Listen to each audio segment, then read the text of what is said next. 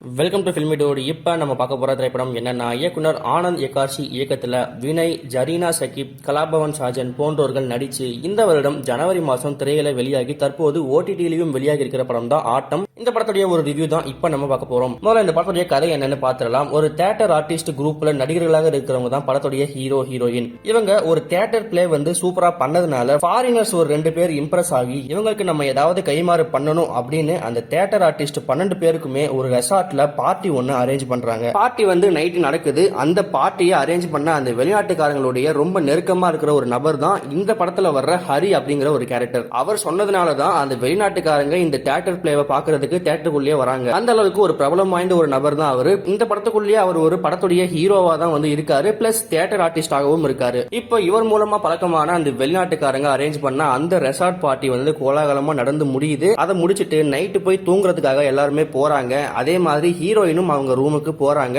Party அப்படிங்கறதுனால ஹீரோயினும் கொஞ்சம் சரக்கடிக்கிறாங்க. அதுக்கு பிறகு அவங்க தங்கி இருந்த அந்த ரெசார்ட்ல இருந்து மறுநாள் காலையில திடீர்னு அவங்க மாயமாகறாங்க. மாயமான அவங்களுக்கு அதன் பிறகு என்ன ஆச்சு, எதனால அவங்க அங்கிருந்து மாயமானாங்க அப்படிங்கறத சொல்றதுதான் படத்துடைய முழு கதை அப்புறம் திரைக்கதை. முதல்ல இந்த படத்துல எனக்கு ரொம்ப பிடிச்ச விஷயங்களை நான் முதல்ல சொல்லிடுறேன். கண்டிப்பா அது இந்த படத்துடைய ஸ்கிரீன் பிளேவா தான் இருக்க முடியும். இந்த படம் நீங்க நினைக்கிற மாதிரி கிரிப்பிங்கா ரொம்ப ஒரு ஃபாஸ்ட் மோட்ல போற படம் கிடையாது. நார்மலான ஒரு ஸ்லோ நரேஷன்ல போற ஒரு ஸ்கிரீன் பிளே தான் இது. ரொம்ப பொறுமையா தான் படம் நகரும். ஆனா இந்த ஸ்கிரீன் பிளேல எந்த விதமான லேகும் இருக்காது. என்னதான் படத்துடைய நரேஷன் ஸ்லோவா இருந்தாலும் அந்த லேக்ங்கிறது படம் முழுக்கவே எங்கேயுமே தெரியாது. அந்த அளவுக்கு ஒரு நீட்டான ஸ்கிரீன் பிளே ரைட்டிங் தான் இந்த படத்துல. படம் முழுக்கவே கான்வர்சேஷன் மோட்ல தான் படம் போகும். அதாவது போயிஸே இல்லாத ஒரு இன்வெஸ்டிகேஷன் த்ரில்லர் படமா தான் இது இருக்கும். அந்த குரூப்ல இருக்கிற ஆட்களுக்குள்ள ஒரு விஷயம் நடக்கும். அந்த விஷயத்தை அவங்களுக்குள்ளேயே பேசி சுமூகமா போறாங்களா இல்ல அதன் பிறகு அந்த இன்வெஸ்டிகேஷன் எப்படி போகுது அப்படிங்கறத படம் முழுக்கவே கான்வர்சேஷன்ல மட்டுமே கடத்த முயற்சி பண்ணிருக்காங்க. இந்திய சினிமாவை மட்டும் பார்க்குற ஆடியன்ஸுக்கு இது கண்டிப்பா ஒரு டிஃபரெண்டான ஸ்கிரீன் பிளேவா தான் இருக்கும். அதே மாதிரி ஸ்லோவாகவும் இருக்கும். ஆனா உலக படம் பார்க்குற ஆடியன்ஸுக்கு இந்த மாதிரி ஸ்கிரீன் பிளே டைப்ல நீங்க நிறைய படம் பார்த்திருப்பீங்க.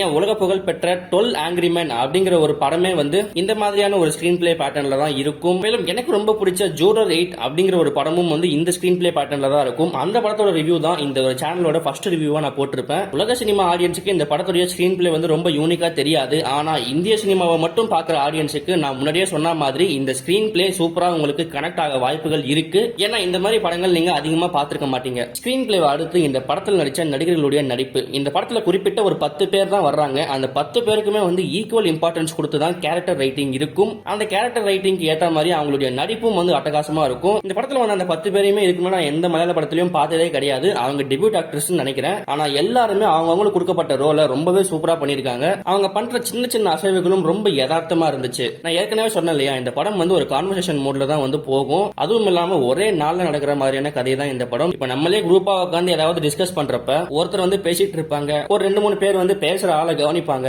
மீதி இருக்கிற ஒரு 2-3 பேர் ஏதாவது ஒரு வேலையை பார்த்துட்டு இருப்பாங்க. அதாவது அந்த டிஸ்கஷனுக்கும் அவங்களுக்கும் சம்பந்தமே இல்லாத மாதிரி உட்காந்துட்டு இருப்பாங்க. இந்த மாதிரி நமக்குள்ளேயே நிறைய விஷயங்கள் நம்ம பண்ணிருப்போம். அந்த விஷயங்கள் எல்லாமே தத்ரூபமா அந்த ஒரு கதாபாத்திரம் மூலமா அந்த ஒரு நடிகர்கள் நடிச்சு காமிச்சிருக்காங்க. இதுக்கு ஒரு முக்கியமான பங்கு நம்ம இயக்குநருக்கு கொடுத்தாலும் அதை சரிவர ஸ்கிரீன்ல கொண்டு வந்ததுக்காக நடிகர்களையும் நம்ம பாராட்டி தான் ஆகணும். இந்த படத்தில் நடிச்ச நடிகர்கள் எல்லாருக்குமே கூடிய சீக்கிரம் நல்ல நல்ல பட வாய்ப்புகள் கிடைக்கும். அதுல எந்த விதமான மாற்று கருத்தும் கிடையாது. அடுத்ததா இந்த படத்துல சொல்ல வந்த ஒரு சின்ன மெசேஜ். அந்த மெசேஜை எத்தனை பேர் நீங்க கவனிப்பீங்க அப்படிங்கிறது எனக்கு தெரியல. கிளைமேக்ஸ்ல நீங்க நல்லா ஒருத்து கவனிச்சீங்கன்னா இந்த படத்துல சொல்ல வந்த ஒரு பெரிய மெசேஜ் உங்களால புரிஞ்சுக்க முடியும். படம் ஆல்ரெடி பார்த்த ஒரு சில பேர் அதை கவனிச்சிருப்பாங்க. But most of the audience okay ஒரு நல்ல படம் தான் அப்படின்ட்டு போயிடுவாங்களே தவிர கிளைமேக்ஸ்ல இயக்குனர் என்ன சொல்ல வந்தாரு அப்படிங்கிற ஒரு விஷயம் நிறைய பேருக்கு கன்வேவே ஆகியிருக்காது. ஏன் நானே மறுபடியும் ரீவைன்ல பார்த்த பிறகுதான் கிளைமேக்ஸ்ல இப்படி ஒரு விஷயத்தை இயக்குனர் சொல்ல வந்திருக்காரா அப்படிங்கிறது எனக்கே புரிஞ்சுது. சோ அந்த அளவுக்கு ரொம்ப மைனூட்டான மெசேஜ் படத்துல சொல்லியிருப்பாரு. அந்த மெசேஜ் நமக்கு பொட்டில் அடிச்ச மாதிரி நல்லா புரியும். அது கன்வே ஆகிறதுக்கு ஒரு முக்கியமான காரணமா ஹீரோயினுடைய நடிப்பும் ஒரு பங்கு வகிச்சது. லாஸ்ட் ஃப்ரேம்ல துணியை காய போட்டுட்டு இருக்கிறப்ப ஒரு டயலாக் ஒன்னு பேசுவாங்க. அந்த ஒரு டயலாக் தான் முழு படமே அப்படின்னு சொல்லலாம். அது என்ன டயலாக் அப்படின்னு நான் சொன்னா படத்துக்கு அது ஸ்பாயிலர் ஆயிடும். சோ படம் பார்த்துட்டு நீங்க அது என்னன்னு புரிஞ்சுக்கோங்க. என்ன ரொம்பவே இம்ப்ரெஸ் பண்ணது இந்த படத்துல ஒன்னு ஸ்கிரீன் பிளே, 2வது ஹீரோயின். ஏன்னா இந்த ஹீரோயினுக்கு இதுதான் 2வது படமோ என்னமோ. இவங்களுக்கு விக்கிபீடியா பேஜ் கூட கிடையாது. இன்ஸ்டாகிராம்ல வெறும் 30K ஃபாலோவர்ஸ் தான் இருக்காங்க. அந்த அளவுக்கு இவங்க வெளியவே தெரியாத ஒரு நடிகையா தான் இருக்காங்க. ஆனா பர்ஃபார்மன்ஸ் வைஸ்ல பின்னி படல எடுக்கிறாங்க. உண்மையா ஒரு தியேட்டர் ஆர்டிஸ்டுடைய நடை உடை பாவனை எப்படி இருக்குமோ அத படத்துல அப்படியே கண்கூட காமிச்சிருக்காங்க. குறிப்பா எனக்கு ரொம்ப பிடிச்ச ஒரு சீன் ப்ரீ கிளைமேக்ஸ்ல பஸ் ஸ்டாப்ல நின்னுகிட்டு ஹீரோவை பார்த்து இவங்க ஒரு சிரிப்பு சிரிப்பாங்க.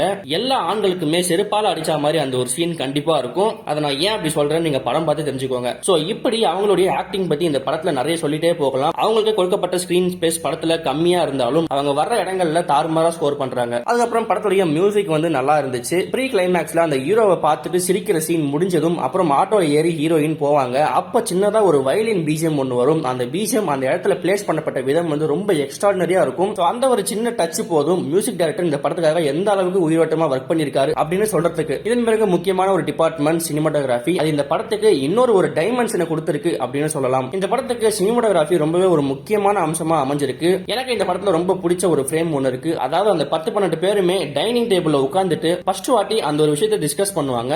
அப்போ ஒரு ஃப்ரேமை வந்து சினிமாட்டோகிராஃபர் வச்சிருப்பாரு. எல்லாருடைய ஹெட் ஸ்பேஸும் வந்து கரெக்டா ஒரே ஈக்குவலா இருக்கும். அதாவது ஒருத்தருடைய முன் தலைக்கு இன்னொருத்தருடைய பின் தலை அதோட பக்கத்துல இருக்கும். அதே மாதிரி அடுத்தது முன் தலை அடுத்தது பின் தலை அப்படின்னு சொல்லி ஒரே ஈக்குவலா அந்த ரவுண்டா உட்காந்துருக்கிற டைனிங் டேபிள்ல அலைன் பண்ணி சூப்பரா அந்த ஹெட் ஸ்பேஸை வச்சிருப்பாரு. நம்ம படம் பார்க்கும்போது ஓகே இது ஒரு நார்மல் ஷாட் தானே, இதுக்கு எதுக்கு இவ்வளவு பேசலாம் அப்படின்னு நீங்க கேட்கலாம். அது ஒரு நார்மல் ஷாட்டாவுமே இருந்தாலும் அதை கம்போஸ் பண்றதுங்கிறது மிகப்பெரிய விஷயம். ஏன்னா அந்த 12 பேருமே ஒருத்தர் ஹைட்டாவும் ஒருத்தர் குள்ளமாகவும் இருப்பாங்க. அவங்க உட்காரும் போதுமே அந்த ஹெட் ஸ்பேஸ் எல்லாருக்குமே ஈவனா இருக்காது. ஆனா ஃப்ரேம்ல அது எல்லாருக்கும் ஈவனா வச்சு அந்த ஹெட் ஸ்பேஸ் வந்து சூப்பரா காமிச்சிருப்பாரு படத்துடைய சினிமாட்டோகிராஃபர். சோ அந்த ஒரு பர்டிகுலர் ஃப்ரேம் வந்து எனக்கு ரொம்ப ரொம்ப பிடிச்சது. இந்த மாதிரி இந்த படத்துல ஒரு சில டெக்னிக்கல் விஷயங்கள் எல்லாமே வந்து பார்க்க ரொம்ப நல்லா இருந்துச்சு. பிளஸ் டைலாக் ரைட்டிங்கும் வந்து நிறைய இடத்துல கைத்தட்டும்படி இருந்துச்சு. இந்த மாதிரி இந்த படத்துல ஏகப்பட்ட பாசிட்டிவா சொல்லிட்டே போகலாம். இதுக்கப்புறம் இந்த படத்துல நெகட்டிவ் இல்லையா அப்படின்னு நீங்க கேட்கலாம். என்ன பொறுத்த வரைக்கும் ஆஸ் அ சினிமா ஃபேனா நான் சொல்றேன், எனக்கு இந்த படத்துல நெகட்டிவ் எதுவுமே கிடையாது. நடிப்புல இருந்து டைரக்ஷன்ல இருந்து screen play writing, character writing, music, technical work, cinematography அப்படின்னு எந்த டிபார்ட்மெண்ட்ல இருந்து நீங்க குறையே கண்டுபிடிக்க முடியாது.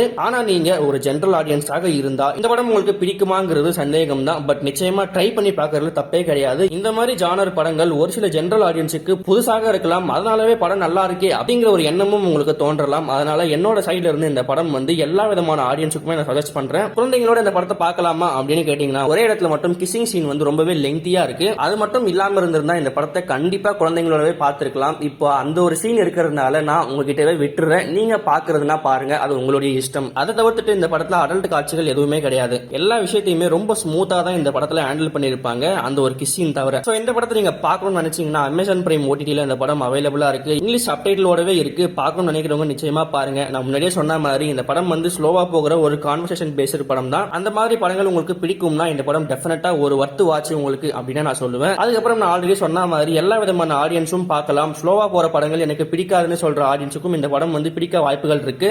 ஏன்னா ஸ்லோ நரேஷன் படமும் இவ்வளவு நல்லா இருக்குமா அப்படின்னு உங்களுக்கு தோன்ற வைக்கிற அளவுக்கு இந்த படம் வந்து உங்களுக்கு இருக்கும் அப்படிங்கிறது என்னுடைய கருத்து. அதனால just give it a try, அவ்வளவுதான் நான் சொல்லுவேன். மற்றும் ஒரு முறை மலையாள சினிமா ஒரு நல்ல படைப்பை கொடுத்திருக்காங்க. இந்த படம் வந்து ஏகப்பட்ட விருதுகளையும் வாங்கியிருக்கு. இன்டர்நேஷனல் லெவல்லையும் 2-3 விருதுகளை தட்டி தூக்கி இருக்கு. கண்டிப்பா மிஸ் பண்ணாம இந்த படத்தை பாருங்க. இப்போ இந்த படத்துக்கு நம்ம ஃபில்மி டூட் தரக்கூடிய ரேட்டிங் 3.75 அவுட் ஆஃப் 5. மேலும் இதே போன்ற ஒரு ரிவ்யூவில் நாம் சந்திப்போம்.